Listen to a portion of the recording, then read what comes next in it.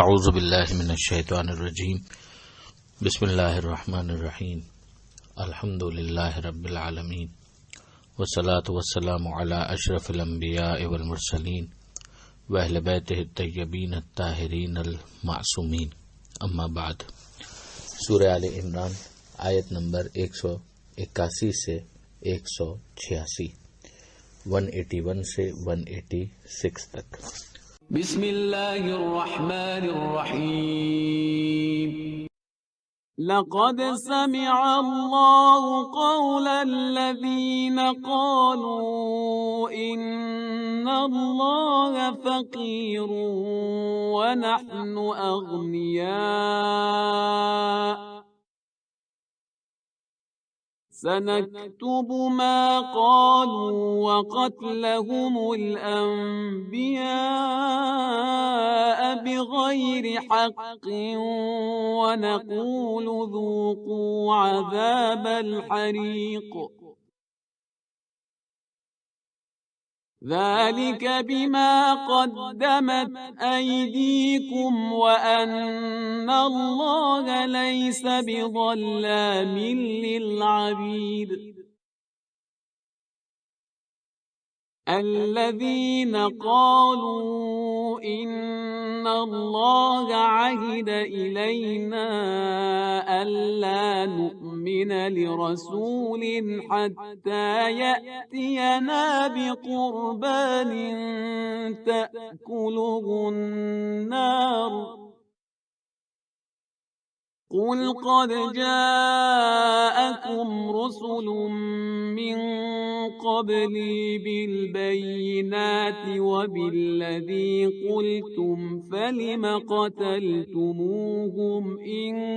كنتم صادقين فإن كذبوك فقد كذب رسل من قبلك جاءوا بالبينات والزبر والكتاب المنير كل نفس ذائقة الموت وَإِنَّمَا تُوَفَّوْنَ أُجُورَكُمْ يَوْمَ الْقِيَامَةِ فَمَنْ زُحْزِحَ عَنِ النَّارِ وَأُدْخِلَ الْجَنَّةَ فَقَدْ فَازَ وَمَا الْحَيَاةُ الدُّنْيَا إِلَّا مَتَاعُ الْغُرُورِ لَتُبْلَوُنَّ فِي أَمْوَالِكُمْ وَأَنفُسِكُمْ وَلَتَسْمَعُنَّ مِنَ الَّذِينَ أُوتُوا الْكِتَابَ مِنْ قَبْلِكُمْ وَمِنَ الَّذِينَ أَشْرَكُوا أَذًى كَثِيرًا وَإِن تَصْبِرُوا وَتَتَّقُوا فَإِنَّ ذَلِكَ مِنْ عَزْمِ الْأُمُورِ۔ ارشاد پروردگار ہوتا ہے، یہ یہود کے بارے میں ہے کہ یقیناً اللہ نے سن لیا ان لوگوں کا قول کہ جنہوں نے یہ کہا کہ اللہ فقیر ہے اور ہم اغنیا، یعنی ہم پیسے والے ہیں اور اللہ معاذ اللہ محتاج ہے۔ یہ کہا گیا کہ یہ آیت جب نازل ہوئی کہ من ذا الذی یقرض اللہ قرضا حسنا، کون ہے جو اللہ کو قرض حسنہ دے، تو اس وقت بطور نکتہ چینی کے کرٹیسائز کرتے ہوئے یہودیوں نے یہ کہا کہ مسلمانوں کا اللہ جو ہے وہ مفلس ہے اور لوگ مالدار ہیں، جبھی تو وہ لوگوں سے قرض مانگ رہا ہے۔ اب ظاہر ہے کہ قرض جس مفہوم سے وہاں پر کہا گیا تھا اس کا مطلب کچھ اور تھا، اور انہوں نے اس کو ٹویسٹ کر کے ایک اور مطلب دینے کی کوشش کی۔ ذرا سا انسان عقل استعمال کرے تو مراد پروردگار بالکل روشن ہے کہ پروردگار عالم انسان کو شرف دینا چاہتا ہے کہ دنیا امتحان کی جگہ ہے۔ پروردگار ہی نے لوگوں کو مال دیا اور پھر اس کے بعد دیے ہوئے مال میں سے کچھ کا مطالبہ کیا، اور شرف یہ تھا کہ پروردگار عالم گویا اسے اپنے اوپر ایک قرض کے طور پر فرض کرتا ہے اور اطمینان دلاتا ہے کہ خداوند متعال سے تمہاری جو چیز تم نے خدا کو دی ہے وہ حتماً ملے گی، واپس ملے گی، اور بھرپور انداز سے واپس ملے گی، جتنا تم نے دیا ہے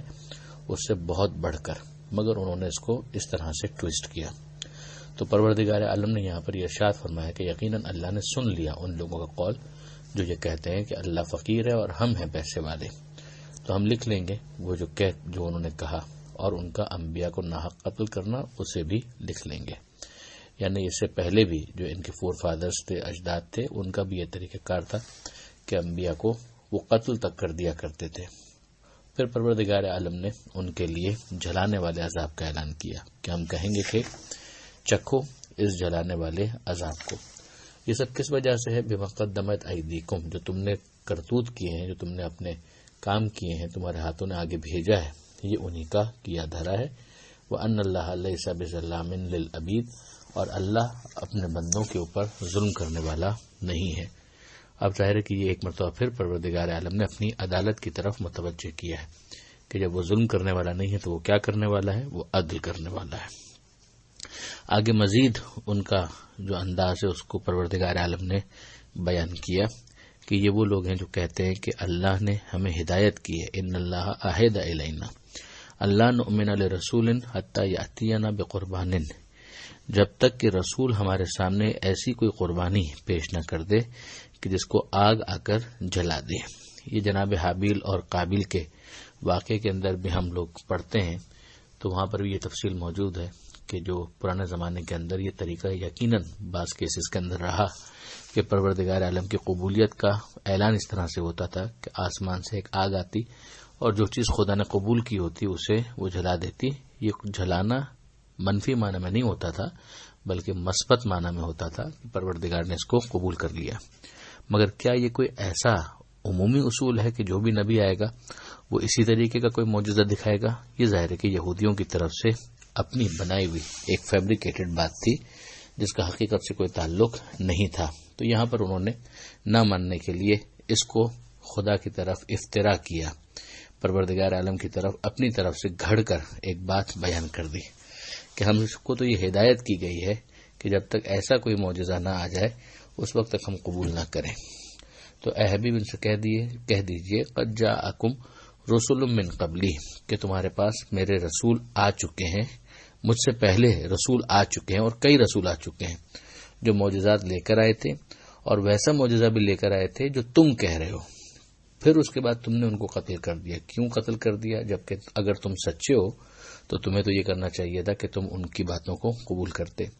یہاں پر بھی غور کرنے والی بات یہ ہے کہ جو اجداد کا فعل ہے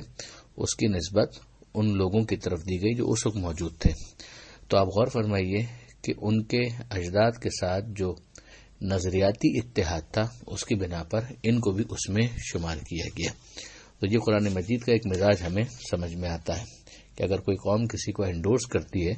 تو پھر اس قوم کے جرم کے اندر بھی اس کو شریک مانا جاتا ہے۔ اب آگے پروردگار عالم اپنے حبیب کو تسلی دے رہا ہے اور یہ ارشاد فرماتا ہے کہ فَإِن كَذَّبُوكَ، اے حبیب اگر یہ آپ کو جھٹلاتے ہیں، فَقَدْ كُذِّبَ رُسُلٌ مِّن قَبْلِكَ، تو آپ سے پہلے بھی بہت سے رسول ہیں کہ جن کو جھٹلایا گیا۔ جاؤ بالبینات، جو ان کے سامنے بینات یعنی معجزات لے کر آئے، والزبر، کتابیں بھی لے کر آئے، والکتاب المنیر، اور روشن آئین حیات، قانون، دستور، ایک ایسا نوشتہ یا ایسا زبانی بیان کہ جس کے اندر لازمی عمل کی جانے والی ہدایتیں موجود تھیں، وہ سب لے کر آئے،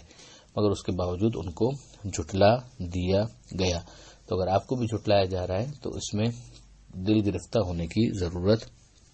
نہیں ہے۔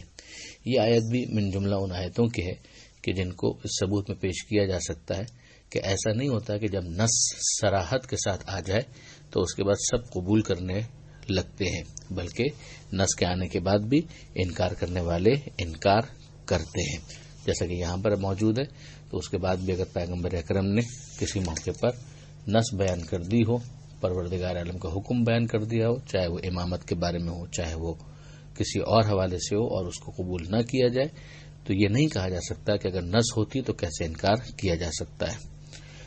اگلی آیت میں پروردگار عالم نے ارشاد فرمایا، یہ قرآن کی بہت مشہور آیت ہے جو ایک سے زائد مقامات پر قرآن مجید میں آئی ہے کہ کل نفس ذائقۃ الموت، کہ ہر ذی روح کو موت کا ذائقہ چکھنا ہے، اور تم کو قیامت کے دن پورا پورا اجر مل جائے گا، جو بدلہ ہوگا وہ پورا پورا مل جائے گا، ثواب ہوگا تو ثواب مل جائے گا، عذاب ہوگا تو عذاب مل جائے گا۔ ومن زحزح عن النار وادخل الجنہ فقد فاز، تو جس کو چھٹکارا دے دیا جائے جہنم کی آگ سے اور جنت میں داخل کر دیا جائے تو یقیناً وہ کامیاب ہو گیا۔ اور دنیا کی زندگی کیا ہے سوائے اس کے کہ اسے سرمایہ فریب کہا جا سکے، یعنی ایک دھوکہ ہی تو ہے، اس کی حیثیت آخرت کے مقابلے میں کچھ بھی نہیں ہے۔ اب اس دنیا کے اندر جب امتحان ہوگا تو اس کے اندر دو اہم چیزیں ہیں کہ جن کے ذریعے سے امتحان ہوگا، ان میں ایک ہے مال اور ایک ہے تمہاری جان، وہ یہاں پر کہا جا رہا ہے۔ پھر اس کے بعد پروردگار عالم فرماتا ہے کہ تیسری چیز بھی یہ ہے کہ جو اہل کتاب ہیں ان سے اور صاحبان کتاب کے علاوہ شرک کرنے والوں سے تمہیں باتیں بھی سننا پڑیں گی، یعنی مال سے تمہارا امتحان ہوگا، جان سے تمہارا امتحان ہوگا، اور تمہیں اپنے اندر ایک حوصلہ پیدا کرنا پڑے گا۔ بہرحال جو مخالفین ہیں وہ طنز کے تیر برسائیں گے، گالم گلوچ بھی کریں گے، بیڈ لینگویج بھی استعمال کریں گے، اور اس کے ذریعے سے تم کو اذیت اور کثیر اذیت پہنچائیں گے۔ تو یہ دل آزار باتیں جو ہیں ان کو برداشت کرنا پڑے گا۔ ان کے مقابلے میں تمہارا ریئیکشن یہی ہونا چاہیے کہ تم صبر کرو اور تقوی اختیار کرو۔ صبر کا مطلب یہ ہے کہ ثابت قدمی کا مظاہرہ کرو اور پرہیزگار رہو، یعنی خدا کی ہدایتوں پر عمل کرو۔ اور دوسری بات یہ بھی کہ وہ اگر گالم گلوچ کرتے ہیں تو تم ان کے مقابلے میں یہی انداز اختیار مت کرو۔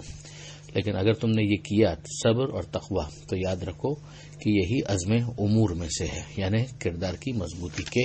باعث ہیں۔ یہاں پر یہ صفحہ مکمل ہوتا ہے آیت نمبر 186 پر۔ پروردگار عالم سے دعا ہے قرآن مجید سمجھنے اور اس پر عمل کرنے کی توفیق عطا فرما، اور وارث قرآن امام زمانہ کے ظہور میں تعجیل فرما۔ وآخر دعوانا ان الحمدللہ رب العالمین۔ والسلام علیکم ورحمۃ اللہ وبرکاتہ۔